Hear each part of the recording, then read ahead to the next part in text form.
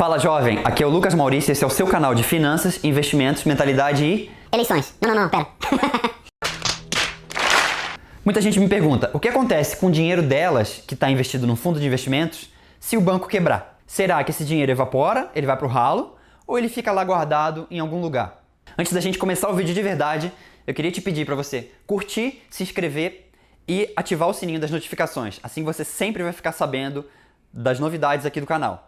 É extremamente importante que você curta o vídeo para que você me ajude na divulgação desse canal, para que muito mais pessoas tenham acesso a esse conteúdo e possam mudar a sua realidade de educação financeira.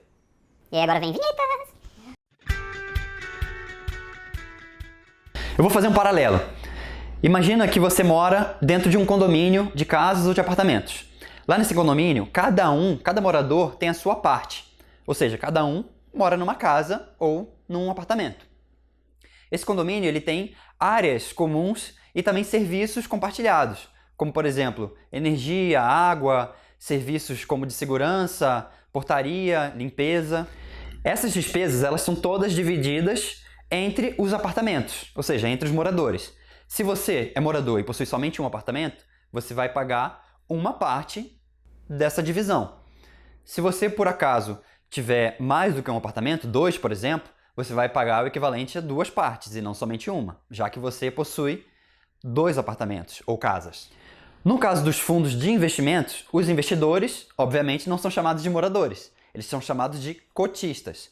Por que cotistas? Porque cada investidor possui um determinado valor de cotas, que é justamente essa fração desse fundo de investimentos. Voltando para o paralelo do condomínio residencial, cada cota, ou seja, cada parte, equivale a um apartamento. Então esse investidor vai lá, ele deseja investir com um certo montante, por exemplo, R$5.000, e ele vê que esse montante dá para comprar, por exemplo, 5 cotas, porque cada cota custa R$1.000.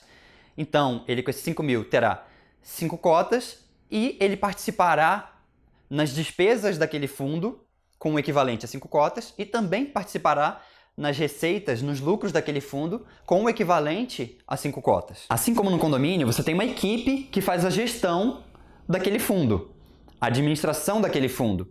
Então você tem que pagar um salário, uma remuneração para as pessoas tomarem conta desse fundo e fazerem a estratégia desse fundo para que ele possa lucrar. Mas lucrar o quê? Cada fundo ele tem o seu próprio regulamento, seu próprio prospecto. Então cada fundo ele pode investir de acordo com uma certa regra, uma regulamentação, e esses administradores e gestores têm que cumprir essa regra. De acordo com essas escolhas, de acordo com a evolução do mercado, esse fundo ele vai ter uma rentabilidade que pode aumentar ou diminuir, mas de certa forma existe uma rentabilidade. E essa rentabilidade vai ser dividida novamente pela proporção da quantidade de cotas que cada cotista ou investidor tem.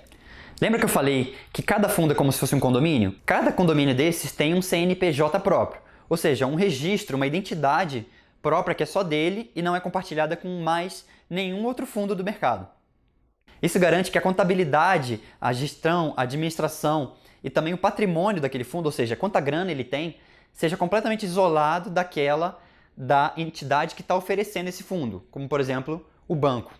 Então, por exemplo, se tem um fundo que ele é oferecido pelo Banco Itaú, a contabilidade, administração, gestão e patrimônio desse fundo é diferente daquela do Banco Itaú.